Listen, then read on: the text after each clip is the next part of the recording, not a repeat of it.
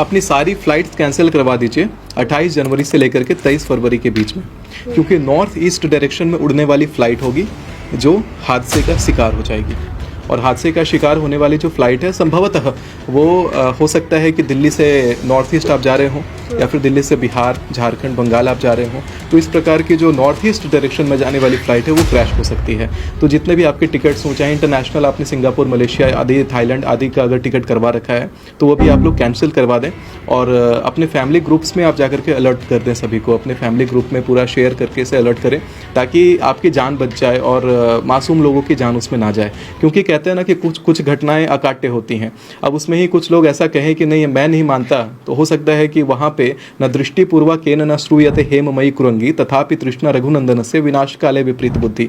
तो वो विनाश काल की विपरीत बुद्धि हो सकती है, लेकिन हम ज्योतिषों का, हम आचार्यों का दायित्व बनता है कि जो घटना क्रम हमारे ज्योतिषीय गणना में आ रही है उसको हम लोग आपको आगाह कर दें। क्योंकि पहले भी जो अहमदाबाद में विमान हादसा हुआ है, चाहे पाकिस्तान ने भारत पे अटैक किया है, इसको मैंने 6 महीना पहले ही लोगों को आगाह कर दिया था कि ऐसी चीज़ें होने वाली हैं। अब फिर से मैं अगर आगाह कर रहा हूं तो आपको इस बात पे मेरे पुराने रिकॉर्ड्स को ध्यान में रखते हुए ज़रूर एक बार रिकंसिडर करना चाहिए, क्योंकि संभावना आ रही है और भगवान करे कि ऐसा ना हो, लेकिन अगर ऐसा होता है तो ये दुखद होगा।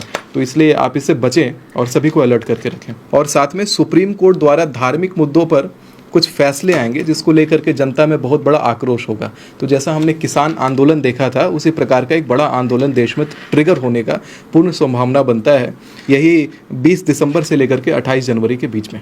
एस्ट्रोलॉजर सुमित आचार्य महाराज, बहुत स्वागत करती हूँ सुमित जी। सबसे पहले आपकी कई प्रेडिक्शंस इससे पहले सटीक साबित हुई हैं जी, चाहे वो भूकंप को लेकर हो, आपदा को लेकर हो, पॉलिटिकली हो, बिहार के इलेक्शंस पे आप कई सारी प्रेडिक्शंस कर चुके हैं। हमारे साथ इवन आपका पहला पॉडकास्ट है जी।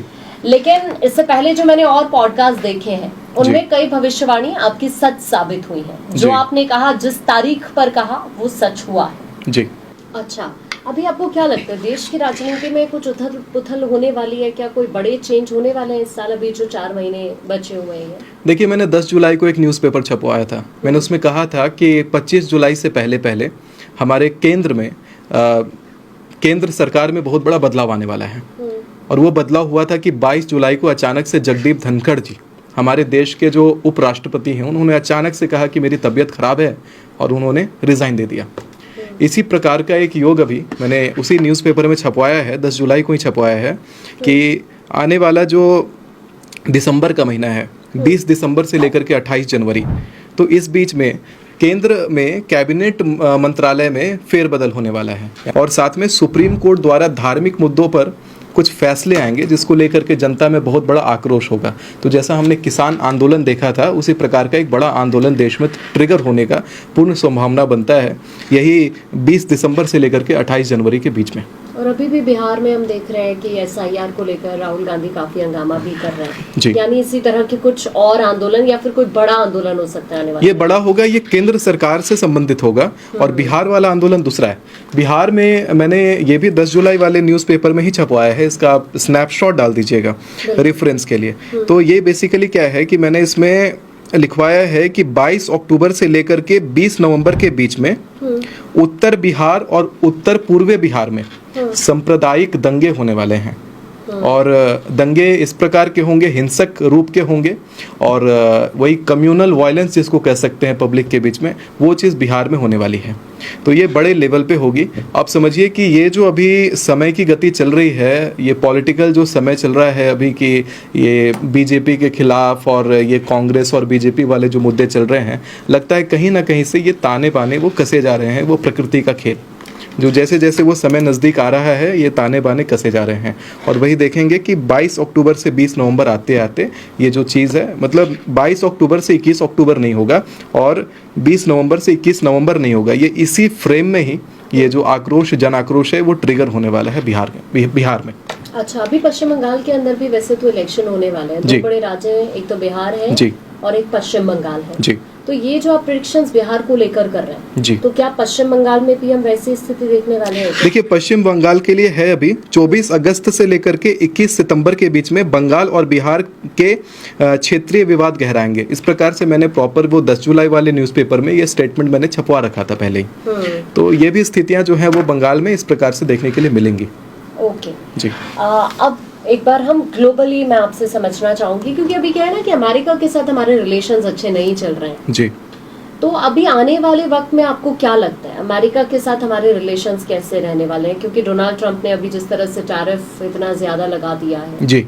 तो उसकी वजह से भारत कहीं ना कहीं बहुत ज्यादा नाराज है। जी। पीएम भी क्लियर कर चुके हैं कि भाई हम अपने किसानों के हित से, अपने लोगों के हित से कतई समझौता नहीं करेंगे। जी। तो क्या लगता है आने वाले वक्त में ट्रंप के साथ क्या रिश्ते बिगड़ सकते हैं हमारे? देखिए, अमेरिका के साथ में जो संबंध खराब होने वाली बात है, मैंने जनवरी में ही कहा था, आप मेरे अगर पुराने वीडियोस निकालते हैं तो मैंने कहा था कि शनि जैसे ही मीन राशि में प्रवेश करेंगे 30 मार्च 2025 को, तो मीन राशि में प्रवेश करने के बाद ही दक्षिण के साथ में भारत के संबंध खराब होने वाले हैं। अच्छा। और दक्षिण में अमेरिका उसमें से प्रधान है, क्योंकि दक्षिण में अगर प्रधान किसी देश को हम देखते हैं तो अमेरिका सबसे पहले आता है। तो अमेरिका के साथ संबंध खराब होना स्वाभाविक है।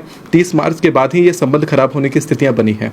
अभी 2.5 वर्ष तक तो संबंध इसी प्रकार से कटु रहेंगे, लेकिन पूर्ण रूप से अगर संबंध में संधि अगर देखना है तो वो आपको 7.5 साल का वर्ष लगेगा।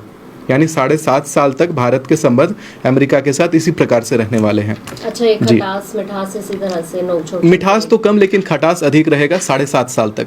उसके बाद आप देखेंगे कि जबरदस्त भारत और अमेरिका में सहोदर भाइयों जैसी मित्रता हो जाएगी। जी। लेकिन अभी अगर ट्रंप की आप कुंडली अगर बता पाए जी, आपने देखी भी होगी जी, तो प्रधानमंत्री के साथ उनके कैसे रिश्ते रहने वाले हैं? देखिए, ट्रंप के साथ में क्या है कि हमारे जो प्रधानमंत्री की जो कुंडली है वो मंगल प्रधान है और ट्रंप की जो कुंडली है वो शनि प्रधान है। यही कारण है कि दोनों में अभी जो कटुता है संबंधों की वो बनी हुई है और 7.5 साल तक ये कटुता जो है वो बनी रहने का योग पूर्ण रूप से आता है। अच्छा, वो इसी वजह से कि या तो आप क्योंकि हम अगर ट्रंप के कार्यकाल को देखते हैं तो वो आखिरी है, जी, तो वो 4 से 5 साल का तो वो वक्त हो गया और उसके बाद भी जो भी आएंगे उनके साथ भी इसी प्रकार से संबंध खराब रहेगा। अभी ऐसे देखा जाए तो 2025 जो समय है, ये जो संवत चल रहा है 2025 का, समझिए कि अप्रैल तक का जो समय रहने वाला है, तब तक तो संबंध खराब ही रहेंगे। उसके बाद थोड़ी सी मिठास संबंधों में आएगी, वो वैसे देखने के लिए हमें मिलेगी। ओके। अच्छा, चाइना के साथ कैसे रिलेशंस दिख रहे हैं? देखिए, अभी जो चाइना के साथ में हमारा समझौता जैसा ऐसा स्थिति जो दिख रहा है कि मित्रता गहरा रही है, लेकिन वो टेम्पररी है। समझिए कि shepherd in a wolf mask वाला बात है वो, नहीं, wolf in a ship mask वाला बात है कि जो संबंध अभी चाइना हमारे साथ बढ़िया करना चाह रहा है वो संबंध बढ़िया होने नहीं वाले। अभी आने वाले समय में ही चाइना के साथ में एक युद्ध जैसी स्थिति पे बनने का योग है, क्योंकि जो कहते हैं ना, दोहरा चेहरा लेकर के चाइना चलता है हमारे साथ में। तो वो अभी एक तरफ से मित्रता दिखा रहा है, दूसरे तरफ से वो पलटवार भी करेगा, यानी पीठ पर चाकू मारने का योग। तो ये जो है चीन के साथ में जो संबंध खराब होने वाले हैं वो 22 अक्टूबर से 20 नवंबर, जब बिहार वाला जो उत्तरी बिहार वाला दंगा चल रहा होगा, उस समय चीन के साथ भी संबंध खराब हो रहे होंगे। इसमें एक बड़ी और प्रिडिक्शन है उसी ड्यूरेशन में 22 अक्टूबर से 20 नवंबर वाले में कि पंजाब में भी गोलीबारी और जन आक्रोश का योग बनता है। तो जो लोग बाहरी लोग जो पंजाब में रहते हैं वो उस समय पंजाब में अगर ना रहें या कहीं बाहर उस समय रहें तो ज़्यादा उनके लिए सूटेबल रहेगा, क्योंकि वो जो दंगे वाले स्थिति होंगे वो हो सकता है कि बाहरी लोग उसमें जाकर के ज़्यादा इफेक्ट में आ जाए या ट्रांसपोर्ट वगैरह बंद हो जाए, तो उसमें उनको आने जाने में दिक्कत आ सकती है। अभी क्योंकि थोड़ा सेंटर में होता है, ठीक है डन। अभी क्योंकि ये मंगल का साल है और सितंबर भी 9 नंबर पर ही आता है जी, तो अभी ये जो पूरा का पूरा अभी महीना है जी, इसमें क्या बड़ी घटनाएं आप देख रहे हैं घटते हुए? देखिए, अभी जो महीना है इसमें कुछ बहुत बड़ी घटनाएं हैं, क्योंकि सितंबर का महीना कोई अन्य महीनों के जैसा नहीं है। इसमें 4 ग्रह अपने राशि परिवर्तन करने वाले हैं। उसमें से प्रमुख है कि बुध जो है वो अपनी स्वराशि कन्या राशि में विराजित होंगे 15 तारीख को, और उसी राशि में सूर्य विराजित हो जाएंगे 17 तारीख को। तो बुधादित्य राजयोग का निर्माण हो जाएगा। इसके साथ में हमारा जो शुक्र और केतु का संयोग इस महीने बनने वाला है 13 तारीख को। तो कई सारे ग्रह जो हैं एक साथ अलग अलग संयोजन बना रहे हैं। मतलब समझ के चलिए कि पूरे साल में सबसे इम्पोर्टेंट महीना सितंबर का होने वाला है। तो इसमें अगर देखा जाए तो प्रसिद्ध व्यक्ति को जो धर्म से जुड़ा हुआ है उसे जेल होने का पूर्ण योग आता है। यूरोप में युद्ध जैसी स्थिति उभरेगी। इस प्रकार का भी संयोग आता है। ये भी न्यूज़पेपर में आप लोग रिलेट कर पा रहे होंगे अगर, तो वो छपा हुआ है। पश्चिमी देशों में आतंकवादी हमले दिखेंगे और बंगाल और बिहार के क्षेत्रीय विवाद जो है वो गहराने वाले हैं। जो मैंने बंगाल का जो मैंने जो सीमा क्षेत्र है, बिहार और बंगाल का जो सीमा क्षेत्र है, उधर में लोगों में जन आक्रोश देखने के लिए मिलेगा। यानी वहाँ पे आंदोलन, वहाँ पे रायट्स, वहाँ पे कम्युनल वायलेंस, ऐसी चीज़ें देखने के लिए मिलेंगी। लेकिन अभी अगर ऐसी चीज़ें होती हैं तो अभी अगर हम ममता बनर्जी की बात करते हैं तो राहुल गांधी के साथ उनके, मुझे लगता है कि कुछ खटास चल रही है जी। अभी, क्योंकि बिहार के अंदर जब वोटर अधिकार यात्रा निकली तो उन्होंने थोड़ी दूरी बनाई और इससे पहले कई मीटिंग्स हुई हैं, जैसे हम विपक्षी गठबंधन की बात करते हैं जी। तो क्या इसका नुकसान आपको दिखाई देता है बिहार के इलेक्शन में, अगर राहुल गांधी के साथ ममता दीदी की नाराजगी ऐसे बढ़ती रही है? फिर नुकसान या फायदा तो अलग अलग जगह पर है। अगर फायदा होता भी है तो भी राहुल गांधी जी को कोई फायदा होने नहीं वाला। और ममता जी की जो सरकार वाली बात है, वो भी 2 बार और बंगाल में अपने चीफ मिनिस्टर की गद्दी को संभालेंगे। अच्छा, अभी 2 बार और? जी हाँ, जी हाँ। उसके बाद तीसरी बार वाला जो सत्र होगा उसमें बीजेपी आ पाएगी। ओके, यानी बीजेपी को भी वहाँ और चैलेंज फेस करने पड़ेंगे। जी हाँ, जी हाँ। 10 साल का और ऐसा योग आता है कि पश्चिम बंगाल में बीजेपी को समय लगेगा। ठीक है। लेकिन अब थोड़ा सा आगे बढ़ते हुए, अभी बहुत बड़ा हादसा हुआ है अहमदाबाद में जी। अभी जो ये अगले महीने कुछ बचे हुए हैं, इनमें आपको लगता है इस तरह की घटना हो सकती है फिर से देश के अंदर? देखिए, एक ये बहुत ही असौभाग्य की बात है कि 28 जनवरी से लेकर के 23 फरवरी तक जनता को मैं कहूँगा कि अपने सारे फ्लाइट्स कैंसिल कर दीजिए, क्योंकि वो फ्लाइट होगी जो नॉर्थ ईस्ट की तरफ उड़ रही होगी। आप समझ के चलिए कि हो सकता है दिल्ली से बिहार जा रही हो, दिल्ली से नॉर्थ ईस्ट की तरफ जा रही हो, या बिहार से नॉर्थ ईस्ट की तरफ जा रही हो, मतलब नॉर्थ ईस्ट डायरेक्शन में उड़ने वाली फ़्लाइट होगी। आपके मलेशिया के टिकट हों, आपके सिंगापुर के टिकट हों, आपके साउथ ईस्ट एशिया जाने वाले जो भी टिकट्स हों, वो आप कैंसिल करवा दें उस ड्यूरेशन में। अगर आप करवाते हैं, अपने फैमिली ग्रुप्स को अलर्ट करते हैं, तो हो सकता है कि लोगों की इसमें जान बच जाए, क्योंकि इस प्रकार का पूर्ण योग आता है कि उस ड्यूरेशन में फ्लाइट क्रैश हो जाए। विमान हादसा का योग है। यानी जिस तरह अहमदाबाद में हादसा हुआ है, ये अगले साल की शुरुआत में इस तरह का हादसा हो सकता है। जी हाँ, जी हाँ। लेकिन जैसे आपकी पहले भी कई सारी प्रेडिक्शंस एकदम सही साबित हुई है जी, और अभी भी आप कई सारे प्रेडिक्शंस कर रहे हैं, ये कैसे पॉसिबल, कैसे हो पा रही है? देखिए, कहते हैं शब्दक ब्रह्म रसे रूपे च गंधे च शब्दे स्पर्शे च योगिनी। शब्द में भगवान का वास होता है। तो जो प्रश्नकर्ता अगर अपने प्रश्न को मेरे समक्ष रखता है, तो प्रश्न अपने स्वरूप को व्यक्त कर देता है। यानी कि मेरा उत्तर क्या होने वाला है, वो प्रश्न ही खुद में उत्तर लेकर के आता है, व्यक्त कर देता है। उसी को शब्दक ब्रह्म कहते हैं। बाकी ग्रह, नक्षत्र, कुंडली और बाकी सारी चीज़ें अपनी जगह पर हैं, गणनाएं अपनी जगह पर हैं, लेकिन शब्दक ब्रह्म ज़्यादा अच्छे से प्रॉपर काम करता है। ठीक है, अब हम आगे बढ़ेंगे। पाकिस्तान के साथ हमारे रिश्ते अभी कैसे रहेंगे, क्योंकि अभी वॉर जैसी सिचुएशन तो हमने देख ली है पाकिस्तान के साथ जी। अभी क्या शांति नजर आती है आगे, या फिर पाकिस्तान कुछ हरकत कर सकता है? देखिए, पाकिस्तान एक बदमाश बच्चे की तरह है। उसका जो अपने तरफ से एक्टिविटी लेवल है वो बार बार होता रहेगा। अभी देखिएगा, 22 सितंबर से लेकर के 21 अक्टूबर के बीच में पाकिस्तान इस तरह का फिर से हरकत करने वाला है। फिर से भारत के ऊपर आक्रमण करेगा, और उसमें पाकिस्तान फिर पीछे हट जाएगा, क्योंकि भारत उसे दबा देगा। उसमें फिर से भारत की विजयी होगी और पाकिस्तान वहाँ पर लज्जित होगा। तो इस प्रकार का योग अभी 22 सितंबर से लेकर के 21 अक्टूबर के बीच में आपको ऐसे न्यूज़ देखने के लिए मिलेंगे।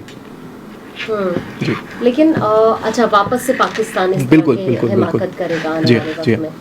ठीक है, अभी आपने देखा बहुत सारी आपदा आई हैं उत्तराखंड में, या फिर इसके अलावा हम जम्मू कश्मीर में देख रहे हैं, जो पहाड़ी इलाके हैं वहाँ पर अभी हालात ठीक नहीं है जी। आने वाले दिनों में ये चीजें बढ़ेंगी, या फिर अभी यहीं पर समाप्ति नजर आती है? देखिए, इस साल मैंने साल के शुरुआत में ही जनवरी में मैंने ये बात कही थी कि इस साल 900 लोगों का अकस्मात अग्निकांड से तो मृत्यु होना तय था। लेकिन और भी बहुत सारी घटनाएं हैं जो कि मंगल का ये वर्ष और साथ में शनि का मीन राशि में प्रवेश करने से ये चीज़ें बन रही हैं।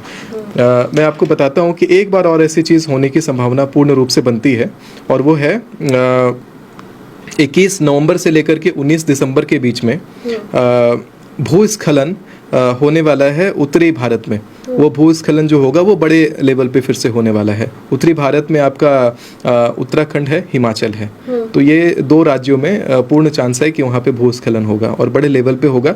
तो इस बात से लोगों को सतर्क रहना चाहिए। और जो पूर्वी एशिया है, जैसे आपका भारत से जो पूर्वी भाग है, जैसे म्यांमार है और थाईलैंड आदि है, तो उधर भूकंप का चांस बनता है इसी ड्यूरेशन में 21 नवंबर से लेकर के 19 दिसंबर के बीच में।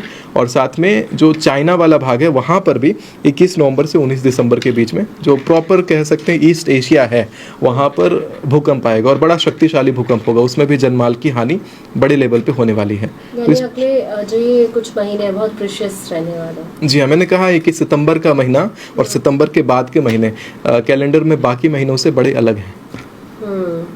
अभी ये जो अगले सितंबर के बाद के महीने हैं, अक्टूबर, नवंबर और दिसंबर, इनमें क्या बड़ी घटनाएं घटते हुए आप देख रहे हैं? देखिए, अक्टूबर, नवंबर, दिसंबर में मैंने इसको प्रिंट करवाया था कि 22 सितंबर से लेकर के 21 अक्टूबर का एक ड्यूरेशन है। भारत पाकिस्तान पर सीमा विवाद गहराएगा, जिसमें भारत विजयी होगा।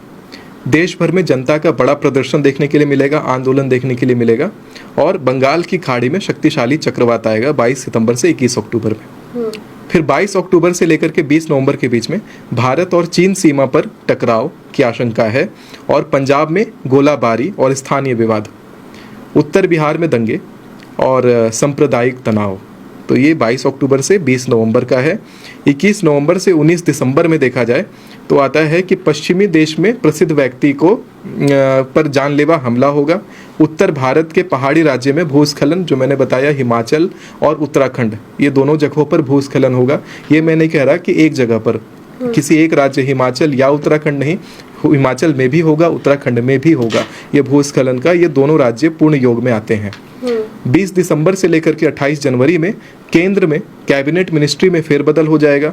सुप्रीम कोर्ट द्वारा धार्मिक मुद्दे पर बड़ा फैसला आने वाला है, जिस फैसले पर जनता आक्रोश दिखाएगी और जैसा कहते हैं गृह युद्ध होता है, सिविल वार होता है, उस प्रकार की स्थिति भारत में जो धार्मिक मुद्दे पर फैसला आएगा, जिसके ऊपर जनता आक्रोश दिखाएगी और वो जो है एक प्रकार से बड़ा आंदोलन का, हिंसक आंदोलन का रूप लेता हुआ दिखाई देता है। और साथ में मध्य पूर्व, जो हमारा मिडिल ईस्ट का जो भाग है, जो कंट्रीज़ हैं, वहाँ पर ये पूरी संभावना है कि वहाँ पर सिविल वार होगा, वहाँ गृह युद्ध होगा। और पश्चिमी देशों में जो वेस्टर्न कंट्रीज़ हैं, वहाँ पर धार्मिक हिंसा और धार्मिक घटनाएं, धार्मिक कारणों से हिंसा होगी और घटनाएं घटेंगी आतंकवादी रूप से। तो इस प्रकार का योग अभी तो ये जनवरी तक का, लेकिन चूंकि मैं संवत को मानता हूँ, जो ये दिसंबर और गरगेरियन कैलेंडर के जो नियम है उसको ना मानते हुए जो हिंदू कैलेंडर का नियम है उसको मान करके इस संवत का ही प्रेडिक्शन मैं दे दूं कि 28 जनवरी से लेकर के 27 फरवरी तक, जैसा मैंने कहा, फ्लाइट टिकट कैंसिल करने हैं, क्योंकि उत्तर पूर्व भारत में उत्तर पूर्व दिशा की तरफ जाने वाला विमान हादसाग्रस्त होगा।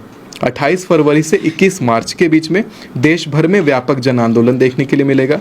लोग पलायन करेंगे बड़े भाव से, मतलब काफ़ी भारी मात्रा में लोग एक जगह से दूसरे जगह पलायन करेंगे, स्थानांतरित होंगे हिंसा के कारण। और बिहार की राजनीति में बिहार की राजनीति जो है उस समय उथल पुथल वाली अवस्था में रहेगी, मतलब विरोध प्रत्यारोध वहाँ पे चलता रहेगा। लेकिन अभी आपने मैं एक एक करके वापस से आऊंगी इन सब चीजों पर, जितने आपने प्रेडिक्शंस किए जी। अभी आपने उत्तराखंड और हिमाचल को लेकर प्रेडिक्शन की, जो बड़े भूस्खलन वहाँ पर हो सकते हैं जी। कुछ लोग कह रहे हैं कि ऐसा ना हो कि इनका अस्तित्व ही खत्म हो जाए, क्योंकि जिस तरह से लगातार वहाँ पर अभी उत्तराखंड में हमने देखा जी, वहाँ पर बादल फट गया। उससे पहले हिमाचल में तो अभी बहुत ही हालात इस वक्त टेंशन वाले हैं जी। तो कुछ ऐसा नजर आता है दोनों राज्यों को लेकर? देखिए, अस्तित्व मिटने जैसा तो नहीं नजर आता है, क्योंकि कहते हैं देवभूमि है और देवभूमि का अस्तित्व तो नहीं मिटेगा। लेकिन जिस प्रकार से मानव निर्माण हो रहे हैं और दुराचार जितने भारत में भी फैल रहे हैं, क्योंकि जब तक कहते हैं कि गौ का एक भी बूंद रक्त भूमि पर, भारत की भूमि पर गिरेगा, तब तक इस प्रकार की घटनाएं घटती रहेंगी। तो अभी तत्कालीन सरकार को ये भी चाहिए कि गौ रक्षा के ऊपर कड़े कदम उठाए जाएं। तो ये चीज़ें हैं कि हमारा जो उत्तराखंड और हिमाचल है, वहाँ पर भूस्खलन से जनमाल की हानि होगी काफ़ी भारी मात्रा में, उसमें भी लोगों का देहात्याग का योग बनता है। लेकिन पूर्ण रूप से नक्शे से मिट जाना इस प्रकार का योग नहीं है। ओके। ओके। अभी आपने कहा कि किसी आध्यात्मिक मुद्दे को लेकर सुप्रीम कोर्ट का फैसला आएगा और उसके बाद विवाद बढ़ सकता है जी, बहुत बड़ा आंदोलन हो सकता जी है। हाँ। तो ये क्या ऐसी प्रेडिक्शंस दिख रही हैं जैसे राम मंदिर को लेकर आंदोलन हुआ था? आप समझ के चलिए उस प्रकार का ही है। हाँ, क्योंकि ये बड़े लेवल का है, ये छोटा मोटा ऐसा नहीं है कि आपने न्यूज़ में 10 दिन चला, 5 दिन चला, हट गया। ये बड़े लेवल का है और ये अच्छे से चलेगा। ओके जी, ठीक है। अब मैं थोड़ा सा आगे बढ़ूंगी। अभी क्या हुआ कि कुछ विवाद हुए हमारे देश के अंदर जी। और वो हुए अध्यात्म की, जब हम जगत की बात करते जी, हैं। अभी रामभद्राचार्य ने प्रेमानंद महाराज के लिए संस्कृति को लेकर बोला। जी, तो ये जो कई बार दो फाड़ जैसी सिचुएशन आ जाती है, जी। इस पर आप क्या कुछ कहना चाहेंगे? ये जो आपने प्रश्न किया है धार्मिक मुद्दों वाला, ये देखिए न्यूज़पेपर का जो आर्टिकल अभी साइड में दिख रहा है स्क्रीन पर, लोग इसमें देख सकते हैं कि ये 10 जुलाई को प्रिंटेड आर्टिकल है। इसमें मैंने लिखवाया था कि 25 जुलाई से लेकर के 23 अगस्त के बीच में धार्मिक स्थलों पर विवाद बढ़ सकता है। इसमें जो चौथा नंबर का पॉइंट है उसको लोग ध्यान में देंगे तो ये जो घटना है ये पहले से ही प्रिडिक्टेड थी और ये जो रूप लेता जा रहा है, ये एक प्रकार से समझिए कोई भी घटना घटती है तो उसके पीछे एक बड़ा कारण होता है। तो ये अभी तत्काल जो रामभद्राचार्य वाला योग है वो तो जाकर के अभी खत्म हो जाएगा, लेकिन दूसरा धार्मिक मुद्दा शुरू होगा, जो दूसरा धार्मिक मुद्दा शुरू होगा वो बड़े लेवल पे विवाद का स्वरूप लेगा। ये वाला मुद्दा अभी तत्कालीन है। जी हाँ, जी हाँ, ये वाला जो है ये तत्कालीन है, ये मुद्दा खत्म हो जाएगा। लेकिन धार्मिक मुद्दों की समाप्ति इस साल कहीं दिखाई नहीं देती कि वो समाप्त हो जाए, लोग शांति से धार्मिक मुद्दों पर रहने लग जाएं।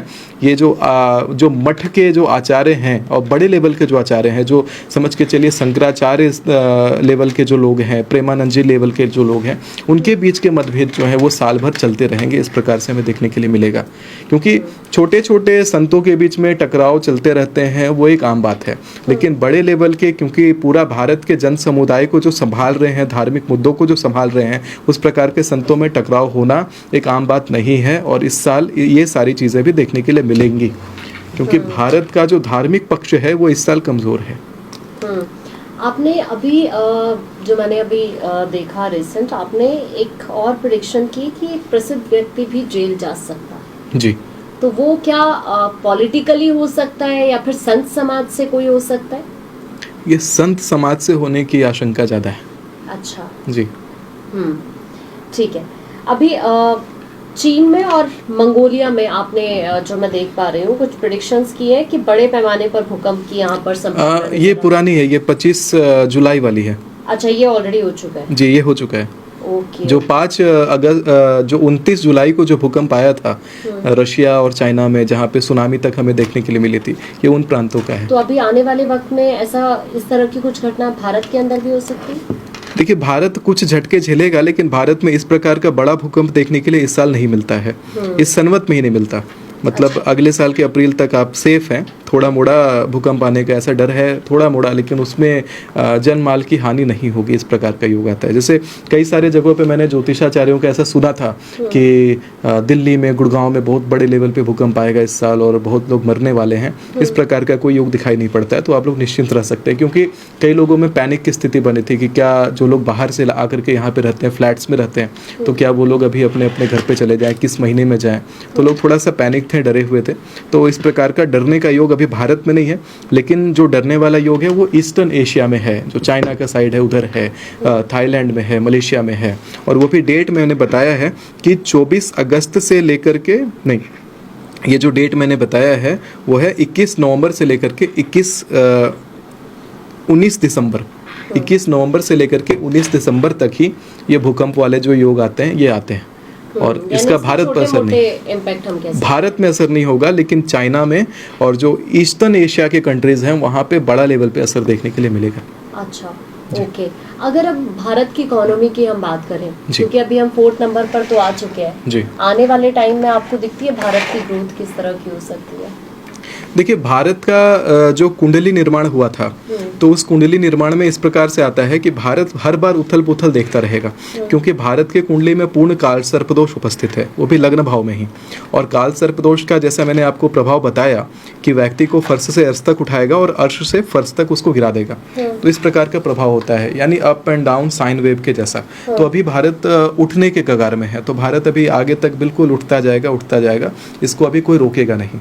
लेकिन अचानक से भारत फिर वापस से गिरेगा, फिर वापस से उठेगा। मैं एक बात और इसमें प्रेडिक्शन देना चाहता हूँ कि पाकिस्तान के साथ भारत के संबंध कभी अच्छे नहीं होने वाले। भारत से टूट करके जितने देश निर्मित हो रहे हैं उनके साथ भारत के संबंध कभी अच्छे नहीं होने वाले। और संबंध अगर वो लोग अच्छे करके साथ में कोई स्ट्रैटेजिक पॉलिसी लेकर के आते हैं तो वो स्ट्रैटेजिक पॉलिसी ग्लोबली बहुत अच्छा इम्पैक्ट देने वाला है। क्योंकि भारत अगर अपने उन देशों के साथ पार्टनर करता है जो देश इससे टूट करके अलग हुए हैं, यानी भारत के जो सहोदर भाई हैं, जैसे पाकिस्तान उदाहरण के लिए, अगर पाकिस्तान के साथ भारत पार्टनरशिप करता है तो भारत और पाकिस्तान की वो जो पार्टनरशिप है वो बहुत सफल होगी। लेकिन ये लोग आपस में जो लड़ाई है इनकी वो सदैव चलती रहेगी, आपस में मतभेद इनका हमेशा चलेगा। तो अगर कोई ऐसा एक्सपेक्ट करे कि भारत और पाकिस्तान कल को जैसे भारत विश्व गुरु बनकर के भी पाकिस्तान के साथ में संधि स्थापित कर लेगा, वो संधि स्थापित होने का कोई योग कभी दिखाई नहीं पड़ता। ना तो नेपाल के साथ ना पाकिस्तान के साथ पूर्ण संधि कभी नहीं होने वाली। अच्छा, एक बात बताइए, जैसे प्रधानमंत्री नरेंद्र मोदी की जब हम कुंडली देखते हैं जी, तो भारत के साथ इसका इम्पैक्ट किस तरह का नजर आता है? देखिए, जब कोई राजनेता भारत में स्थापित किए जाते हैं, हो जाते हैं समय के साथ में, तो राजनेता के साथ में देश की कुंडली जुड़ जाती है।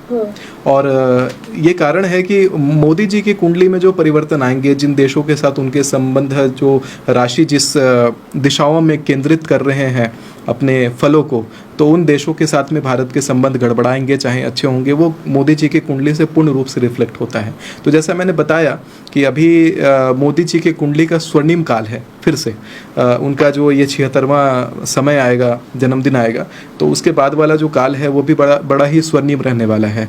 पूर्ण आयु मोदी जी जिएंगे, ये सारी चीज़ें आती हैं, तो भारत के लिए भी बहुत बढ़िया है, भारत की इकोनॉमी को अच्छा एक फल मिलने वाला है।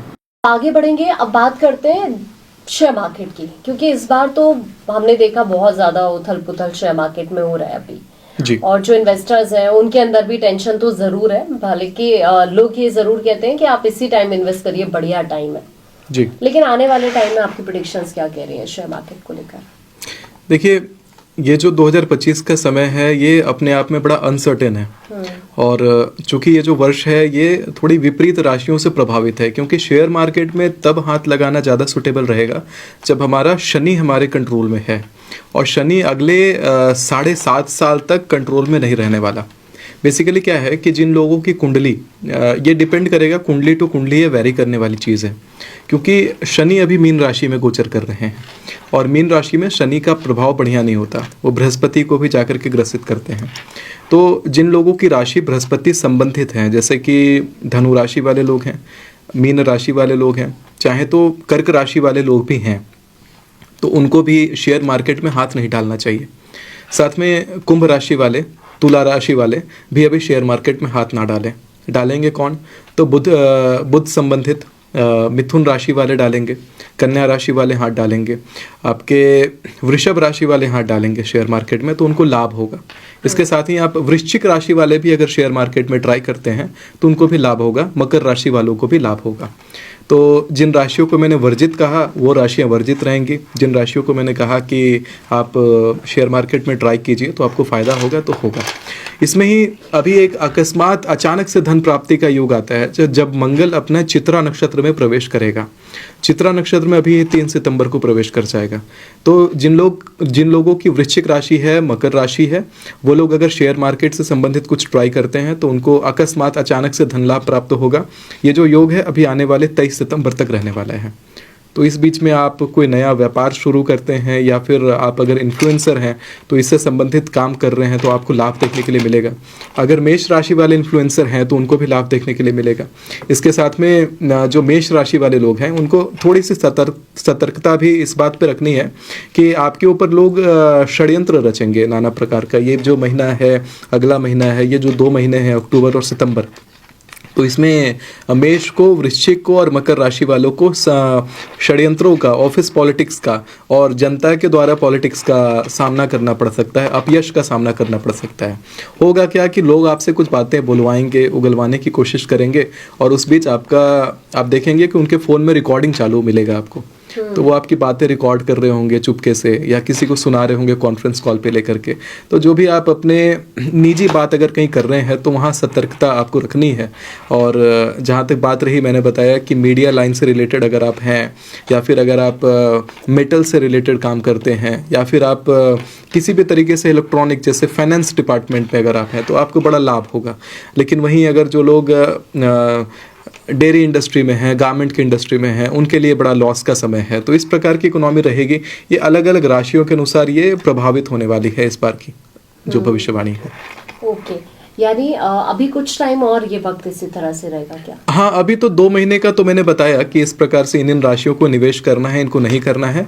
और जो ओवरऑल पिक्चर में देखा जाए तो जैसा मैंने बताया कि धनु राशि वाले, कर्क राशि वाले और मीन राशि वाले, ये लोग तो शेयर मार्केट में हाथ ना ही डालें। कुंभ राशि वाले भी हाथ ना डालें और तुला राशि वाले भी हाथ ना डालें, तो बढ़िया रहेगा अगले 2.5 साल। लेकिन वहीं अगर आप मिथुन राशि, कन्या राशि के हैं तो आप शेयर मार्केट में ट्राई कर सकते हैं, आपको लाभ होगा। अच्छा, एक बात बताइए, अभी हम अगले 2 साल ले लेते हैं जी। तो अगले 2 साल अभी आपने, क्योंकि हमारे देश की इकोनॉमी का जिक्र किया था, जी हाँ, तो अगले 2 साल आपको अभी क्या लगता है, भारत उभरने वाला है अभी अगले 2 सालों में, या फिर अभी से हम कुछ उतार चढ़ाव वाली सिचुएशन देख सकते हैं? अगले 2 साल अभी क्या है कि डिफेंस इंडस्ट्री में बहुत ज्यादा एक्सपेंस होने वाला है भारत में। जो डिफेंस एक्सपेंडिचर है वो बहुत ज़्यादा बढ़ेगा। आपने देखा होगा कि अभी से 3 साल पहले DRDO की जो टर्नओवर थी वो तकरीबन 550 करोड़ के आसपास की थी और अभी 3,500 करोड़ की टर्नओवर पर पिछले साल DRDO पहुंचा। लेकिन अभी ये चीज़ में थोड़ी सी अगले 2 साल में इसमें गिरावट देखने के लिए मिलेगी। जो DRDO एक्सपोर्ट करता था, जो सेल्स थे DRDO के, वो डाउन रहेंगे।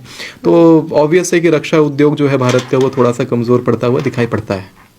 ओके। मेरे अभी कुछ दिन पहले ही डिफेंस के सीनियर डिफेंस के चीफ से हमारी बात हुई थी, तो हमें पता लगा इसका भी कि किस प्रकार से जो रक्षा मंत्रालय के जो निवेश हैं वो किस प्रकार से भी प्रभावित हो रहे हैं। तो ग्रह नक्षत्रों का जैसा मैंने प्रिडिक्शन किया था उसी हिसाब से ये चीज़ें जो है प्रभाव में हैं। साथ में जो ब्रह्मोस डिपार्टमेंट के जो CEO हैं उनसे भी मैंने ये बातों की पुष्टि करी थी कि किस प्रकार से अभी अप एंड डाउन चीज़ें गई हैं, तो हमें इस बारे में भी आइडिया लगा।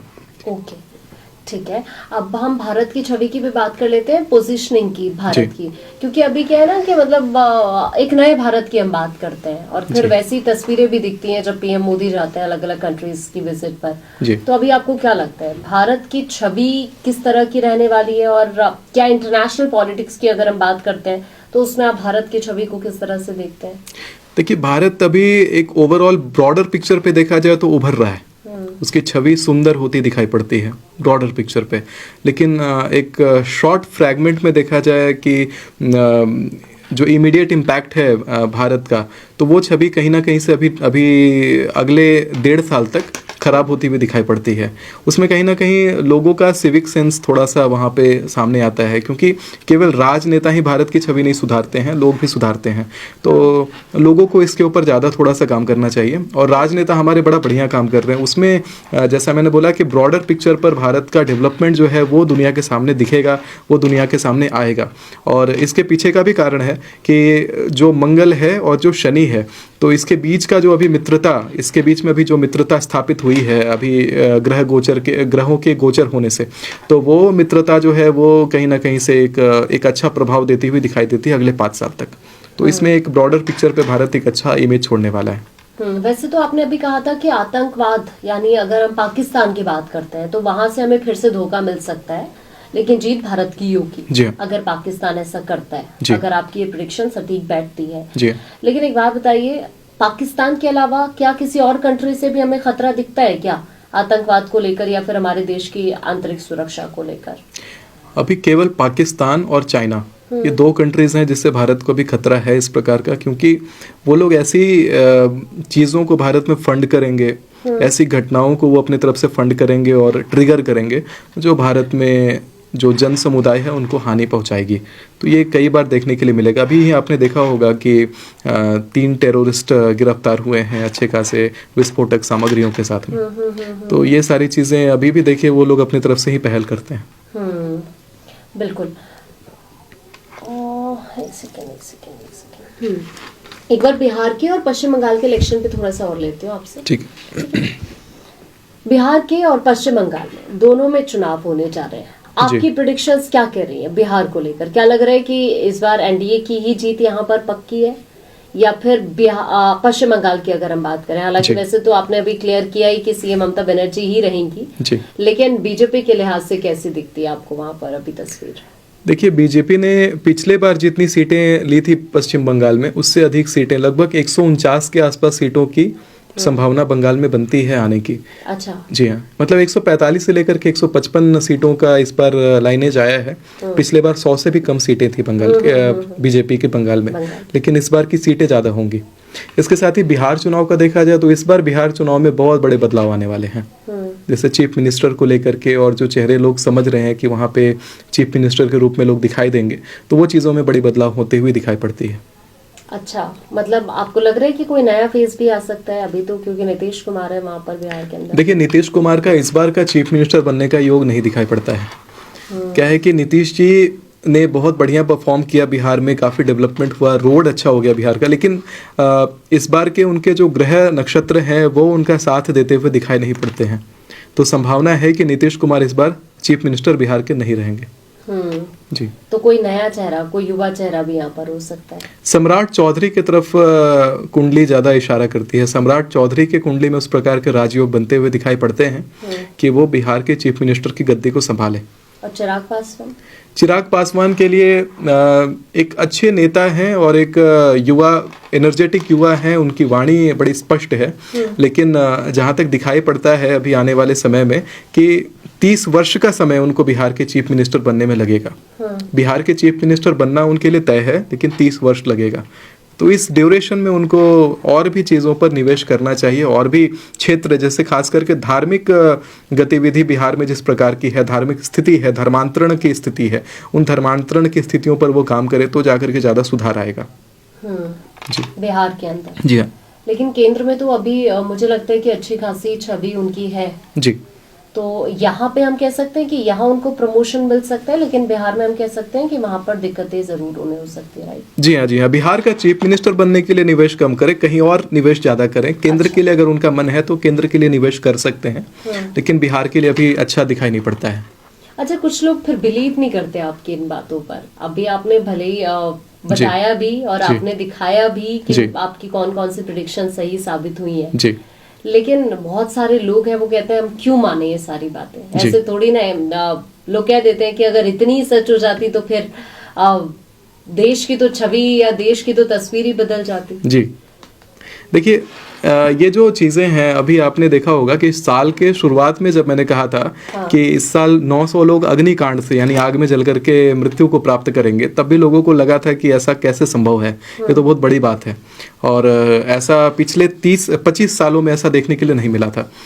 लेकिन अभी जैसा आपने देखा कि ये जनवरी की बोली हुई बातें अभी सामने सत्य हुई, और इस साल की 24 भविष्यवाणियां भी सत्य हुई। टोटल 48 भविष्यवाणियां इस साल की मैंने करी हैं, और शंकर जी की कृपा से जिस प्रकार से वो भविष्यवाणियां सत्य हुई हैं, संभावना अगर भगवान जी चाहें तो वो भी भविष्यवाणियां सत्य होंगी।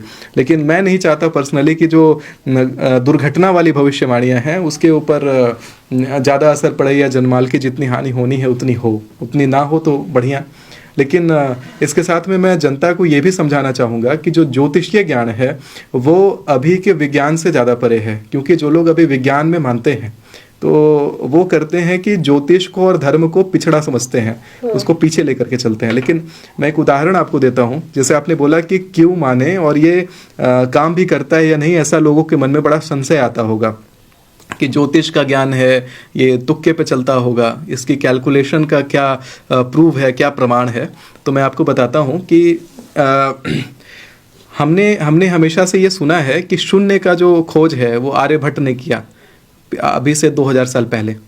लेकिन हमारा जो शून्य है, अलजेब्रा है और अर्थमेटिक है, ये सभी चीज़ें हमारे मंत्रों में पहले से कोडेड रही हैं।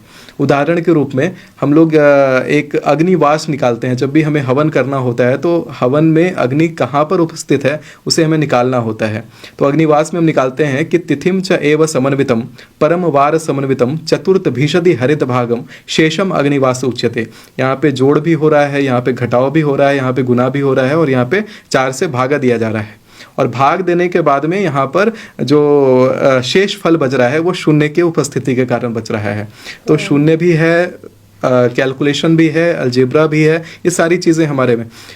लोग कहते हैं कि पाई की जो खोज है, पाई जो नंबर है 22/7 3.142857 जो नंबर आता है, तो ये नंबर लोग कहते हैं कि ग्रीस से डिराइव किया गया। इसको ग्रीक सिंबल भी देते हैं पाई का। लेकिन नारद पुराण में अगर आप पढ़ते हैं तो नारद पुराण में मंत्रों में पहले से पाई 22/7 जो है वो उल्लेखित किया गया है। उसमें आप सर्कमफेरेंस में निकाल रहे हैं, उसमें कॉर्ड बना रहे हैं, उसमें डायमीटर बना रहे हैं, रेडियस की बातें कर रहे हैं, उसमें ट्रिग्नोमेट्री है। तो जो चीज़ें आज हम पढ़ते हैं कि विदेश से होकर के भारत में आई है, आज से 500 साल पहले आई है, 2000 साल पहले आई है, वो हमारे शास्त्रों में वो चिरकाल से ही उपस्थित रही है। हम लोग जब भी पूजा करने जाते हैं तो पूजा करने के समय में एक संकल्प होता है। उसका मैं आज मैं जनता के सामने इंग्लिश ट्रांसलेशन करता हूँ, लोगों ने ये नहीं सुना होगा। इस संकल्प जो संस्कृत में पंडित जी करवाते हैं, तो पंडित जी को आइडिया नहीं है ना कि वो जो संकल्प हो रहा है उसका वैज्ञानिक प्रमाण क्या है। आप अपना फ्रेम से कट रहे हो। अच्छा, अभी ठीक है। हाँ, ठीक है। संकल्प से ना, हाँ। आज मैं आपके सामने संकल्प मंत्र का इंग्लिश ट्रांसलेट करके दिखाता हूँ कि संकल्प अगर इंग्लिश में ट्रांसलेट किया जाए तो जितने लोग अभी IITs में पढ़ते हैं या फिर जो MIT में है या स्टैनफोर्ड में है, तो उनको ये माइंड में ये चीज़ उनके ट्रिगर करेगी। ये स्पेशली मुझे लगता है कि जो नॉर्मल जो छोटे साइंस के विद्यार्थी हैं वो ना समझें इन चीज़ों को, लेकिन जो हाई लेवल का समझ रखते हैं वो उनको समझ में आएगा। तो मैं बताता हूँ कि ओम श्री विष्णु विष्णु विष्णु श्रीमद् भगवतो महापुरुषस्य विष्णु राज्ञा पर्वत मानस्य अद्यम ब्रह्मणो हि द्वितीय प्रार्थे श्री श्वेत वराह कल्पे वैवस्वत मनवंतरे अष्टाविंशतितमे कलियुगे कलि प्रथम चरणे भूलोके जम्बूद्वीपे भरतखंडे आर्यवर्तांतर्गत देशे भारत देशे। इस प्रकार से हम संकल्प लेते हैं हाथ में अक्षत और गंगा जल लेकर के। अब इसका इंग्लिश ट्रांसलेशन सुनिए मेरे साथ में। ये क्या है कि जब हमने बोला श्री विष्णु विष्णु विष्णु, मतलब हमें समय का नहीं पता कि वो कब का समय है, वो चिरकाल हो गया। श्रीमद् भगवतो महापुरुषस्य अद्यम, अद्यम मतलब आज, ब्रह्मणो ही यानी ब्रह्मा जी का द्वितीय प्रार्थ है, यानी ब्रह्मा जी का जो है ये जीवन का दूसरा प्रार्थ, यानी 50 साल का वर्ष पूरा हुआ, 51वां वर्ष ब्रह्मा जी का चल रहा है। श्री श्वेत वराह कल्पे, तो यहाँ पर टेक्निकल वर्ड आ जाता है। श्वेत वराह जब हम कहते हैं, श्वेत वराह कल्पे, ये कल्प का वो समय है जब हमारा ब्रह्मांड एक्सपैंड कर रहा है। यहाँ पे बताया ये गया है कि भगवान वराह ने 3 बार अवतार लिया। वो 3 अवतार थे। पहला कृष्ण वराह था, जब वो पाताल में पृथ्वी को लेने जा रहे थे तो वो कृष्ण वराह के रूप में जाते हैं।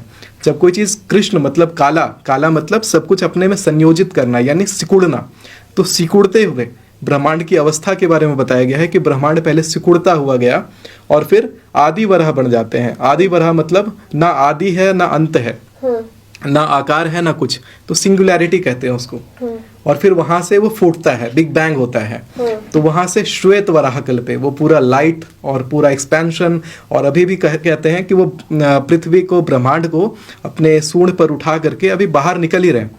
और अभी जब आप पढ़ते हो 1925 में एडविन हबल ने निकाला था हबल्स लॉ, तो हबल्स लॉ के अनुसार हमारा ब्रह्मांड जो है वो एक्सपैंड कर रहा है, जिसको हम लोग एक और वर्ड कहते हैं theory of inflation. The universe is constantly expanding, all the stars and all the galaxies are going apart from each other।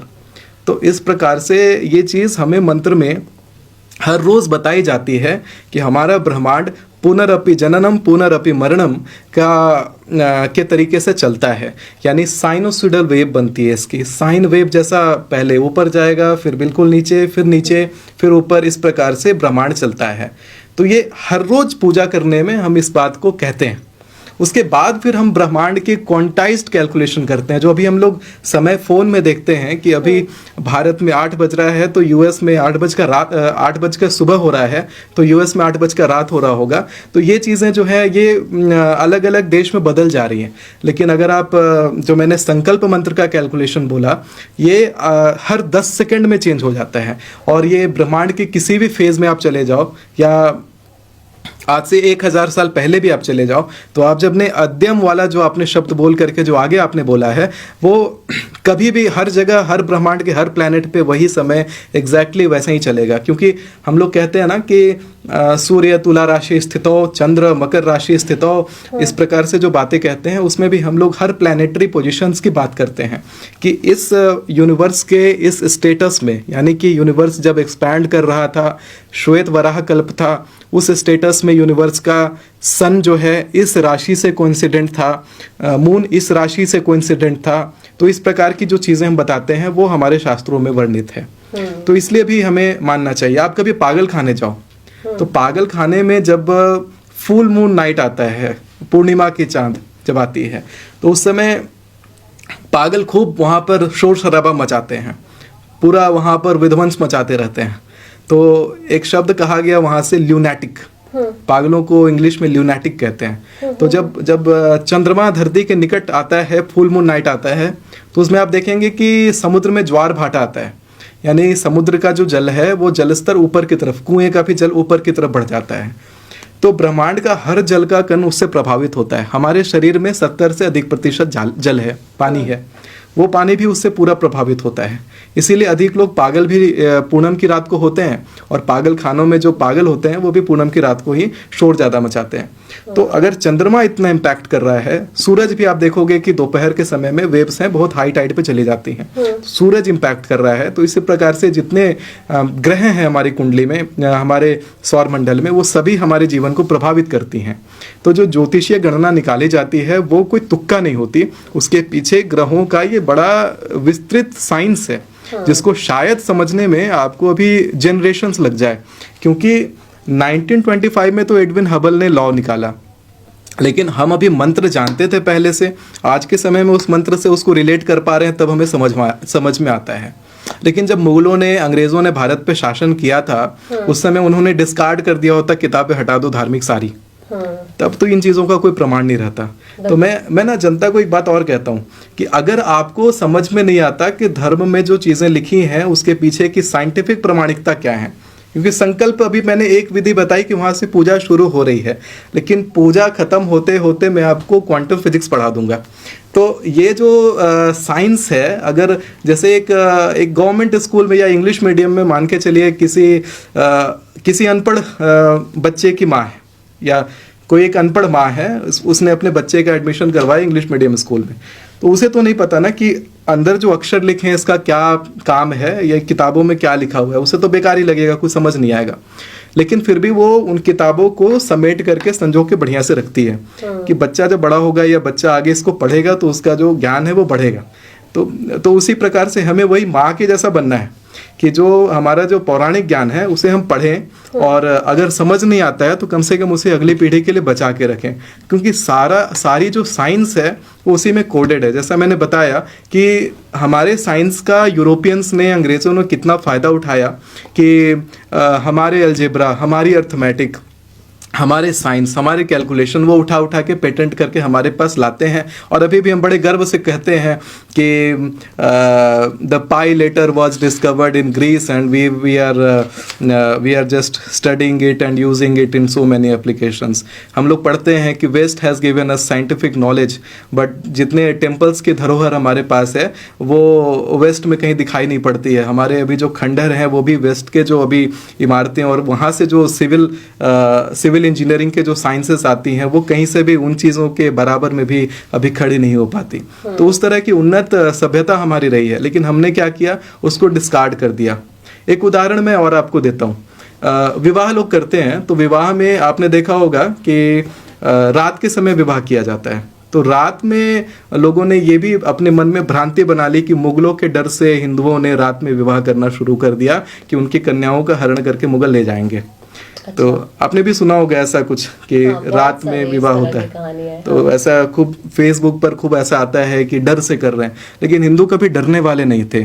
जिन्होंने अपनी संस्कृति को आज तक जीवित रखा है कि धर्म कबूलोगे या फिर अपनी गर्दन कटवाओगे, तो हिंदुओं ने गर्दन कटवाने को माना। तो इसीलिए क्या है कि जहाँ तक धर्म की बात आती है, जहाँ तक ये रात में विवाह करने वाली बात आती है, उसके पीछे काफ़ी वैज्ञानिक कारण है। अभी नासा ने हबल टेलीस्कोप अपने स्पेस में भेजा था, तो हबल टेलीस्कोप से एक तारा डिटेक्ट किया गया जो हमारा अर्सा मेजर है। आपने देखा होगा सप्तऋषि तारामंडल जो चम्मच की तरह से आसमान में, उत्तर के आसमान में दिखाई देता है। तो जो सप्तऋषि तारामंडल है उसके तीसरे तारे को अगर आप देखोगे तो सभी को ऋषियों के नाम, सिंगल ऋषि का नाम, जैसे गौतम, अत्रि, विश्वामित्र, इस तरह का नाम दिया गया। लेकिन जो तीसरा नंबर का तारा है उसे कहा गया अरुंधति वशिष्ठ। तो अरुंधति वशिष्ठ सभी को सिंगल कहा गया, लेकिन अरुंधति वशिष्ठ को कपल में दिखाया गया। और वैवाहिक जो जोड़े होते हैं उनको कहा जाता है कि आप जाकर के आप अरुंधति वशिष्ठ का दर्शन करिए, नक्षत्र दर्शन करिए। तो इसीलिए रात में विवाह करते हैं। तो वो जो तारे हैं धरती से आप देखोगे तो आपको एक ही दिखाई देगा, उसमें आपको दो तारे नहीं दिखते। लेकिन जब आप हबल टेलीस्कोप से देखा गया तो पता चला कि वो बाइनरी स्टार सिस्टम है और बड़ा यूनिक है सौर मंडल में। और आकाश में इस प्रकार के बाइनरी स्टार सिस्टम दिखते नहीं हैं कि दोनों तारे एक दूसरे के परस्पर चक्कर काट रहे हो, जैसा एक सफल वैवाहिक जीवन में होना चाहिए। यानी कि यूजुअली क्या होता है कि एक तारा बीच में रहे, दूसरा तारा उसका चक्कर काट रहा हो, तो वो सफल विवाह नहीं हुआ कि अगर एक बीच में है दूसरा उसका चक्कर। तो यहाँ पर क्या है कि बीच में कोई नहीं है, दोनों एक दूसरे का चक्कर काट रहे हैं। तो इसीलिए अरुंधति वशिष्ठ को दिखाया जाता है। और ये जो बाइनरी स्टार जैसी भी बातें हैं वो भी हमारे ही शास्त्रों में पहले से कोटेड थी। लेकिन मुझे तो कुल मिलाकर यही लगता है कि देखिए, आप चाहे बिलीव करिए या नहीं करिए, अगर एस्ट्रोलॉजी भी है तो अगर आप बिलीव करेंगे तो फिर चीजें वैसी उसी दिशा में आगे बढ़ती हुई चली जाती हैं जी, है ना। एक बार फिर से वापस अपने टॉपिक पर आते हैं अभी। अच्छा, आपने बहुत सारी प्रेडिक्शंस की हैं, लेकिन अभी आने वाले वक्त में क्या आपको लगता है कि धार्मिक टकराव जैसी सिचुएशन भी हो सकती है देश के अंदर फिर से? देखिए, धार्मिक टकराव जो है ये 20 दिसंबर से 28 जनवरी का जो समय है इसमें इस प्रकार का योग बनता है। जैसा मैंने कहा था कि सुप्रीम कोर्ट के द्वारा फैसला आएगा धार्मिक मुद्दे पे और धार्मिक टकराव भारत में शुरू हो जाएगा। जातीय टकराव, वो जातीय टकराव की जहां तक बात है वो बिहार में देखने के लिए मिलेगी। अच्छा, वो बिहार जी हाँ, जो मैंने अभी आपको टाइम फ्रेम बताया था बिहार के लिए 22 अक्टूबर से 20 नवंबर, ये जातीय टकराव का ज्यादा संभावना यहाँ पे है। ओके जी। अभी कुछ ऐसा लगता है, अगर हम अलग अलग राज्यों की बात करें जहां पर ज्यादा राजनीतिक चेंजेस नजर आते हैं अभी आने वाले वक्त में? पंजाब में गोलीबारी जैसा योग तो नजर आता है। पंजाब में इस प्रकार का पूर्ण योग है। जब बिहार में मैंने राजनीतिक दंगों की बात करी है तभी पंजाब में भी इस तरह की उथल पुथल वाली स्थिति बनती है। और दिल्ली के अंदर तो 2 बार बन रही है। जो मैंने कैबिनेट, जी हाँ, कैबिनेट मिनिस्ट्री में जो मैंने फेरबदल की बात करी है वो उस समय बन रहा है जी। तो यानी अभी आने वाले वक्त में ये एक बड़ा चेंज जरूर हम देख सकते हैं। अभी आपको ऐसा लग रहा है कि कोई नया चेहरा देश की राजनीति में देखने के लिए मिल सकता है? जब कैबिनेट मिनिस्ट्री में फेरबदल होने वाला है 20 दिसंबर के बाद, तो उस समय नया चेहरा उत्पन्न होने का संभावना है। अभी आने वाले वक्त में, अभी क्योंकि हमने कोरोना तो देख लिया, कोरोना जैसी कोई बड़ी महामारी आपको लगता है कि फिर से आ सकती है? अभी तत्काल प्रभाव में इस प्रकार की महामारी नहीं दिखाई पड़ती है, लेकिन दिखाई पड़ता है लोगों के बीच का टकराव। अच्छा जी, लोगों के बीच मतलब टकराव? जी हाँ, जी हाँ, जो सिविल वार है, जो जातीय विवाद है, जो धार्मिक विवाद है, ये सारी चीजें दिखाई पड़ती हैं। ठीक है, लास्ट क्वेश्चन आपसे ले लेती हूँ। अभी वक्त तो अब इस साल में तो कम ही बचा है जी, लेकिन अगले साल की भी आपने कुछ प्रेडिक्शंस की हैं जी, मार्च तक की जी, है ना। तो अभी ये साल बहुत ज्यादा परीक्षा का साल रहा है जी लोगों की जी। अभी आने वाला वक्त भी ऐसा ही नजर आता है क्या? देखिए, आने वाला वक्त में इस साल के मुकाबले सुधार है, क्योंकि जितने लोग इस साल मरे हैं अकस्मात रूप से, इस प्रकार का योग अब वापस से 25 वर्ष के बाद आएगा। तो अभी इस प्रकार का दिखाई नहीं पड़ता है। ओके जी, यानी अगले साल में थोड़ी राहत मिल सकती है, पर पूरी तरह से तो हम नहीं कहेंगे कि राहत मिलेगी, पर 25 से बेहतर 26 हो सकता है जी। थैंक यू सो मच, धन्यवाद आपकी इतनी सारी प्रेडिक्शंस के लिए। अब थोड़ा सा इंतजार हमें करना पड़ेगा, क्योंकि आपने इससे पहले जो प्रेडिक्शंस की है वो तो सटीक साबित हुई है जी। तारीख के हिसाब से भी अगर हम देख लें, या फिर मंथली भी जो आपने प्रेडिक्शंस किए जी। लेकिन अब जो इस पॉडकास्ट में आपने प्रेडिक्शंस किए वो कितनी सटीक साबित होंगी ये अब अगले कुछ महीने हमें क्लियर बताएंगे। और हम इवन यही हम तो उम्मीद करेंगे कि भले ही ये कुछ महीने खतरनाक रहने वाले हो देश के लिए जी, पर इस तरह की जनहानि ना हो जी। हम पहले ही इस तरह की चीजों से उभर जाएं। और ये पॉडकास्ट पे मैं चाहूंगा कि ये मेरे लिए परीक्षा के जैसा नहीं है। हाँ। कि मैंने अपना परीक्षण के लिए कहा हो कि ये सारे प्रेडिक्शन सही हो ना हो। हाँ। ये जनता को आगाह करने के लिए है। हाँ, कि आप पहले ही अवेयर रहिए, कि आप अवेयर हो जाइए। ये सही होना ना होना इस पर आपको जीत मनाने की और आवश्यकता नहीं है कि आप सही होती है तो आप मुझे ट्रॉफी देने आएंगे, गलत होती है तो आप मुझे कुछ कहने आएंगे। लेकिन जो बातें कही गई हैं कहीं ना कहीं से ईश्वरीय प्रेरणा से हैं, इसलिए आपको इस पर ध्यान दे करके और आगे अपने फैसलों को उस हिसाब से प्लान करना चाहिए, क्योंकि कुछ ऐसी चीज़ें हैं जो आपके लिए, आपके परिवार के लिए, आपके जीवन को प्रभावित कर सकती हैं। और वैसे भी कहा जाता है कि अगर हम चुनौतियों को रोक नहीं सकते तो कम से कम उनसे लड़ने के लिए एक ऑप्शन तो मिल ही जाता है जी। और ये पॉडकास्ट बिल्कुल वैसा ही है कि आने वाला वक्त खराब हो सकता है लेकिन उस खराब वक्त को भी हम सही कर सकते हैं जी। सब कुछ हमारे ही हाथों में। थैंक यू सो मच, आपका बहुत बहुत शुक्रिया, इतना टाइम आपने हम लोगों को दिया। Thank you so much. धन्यवाद आपका।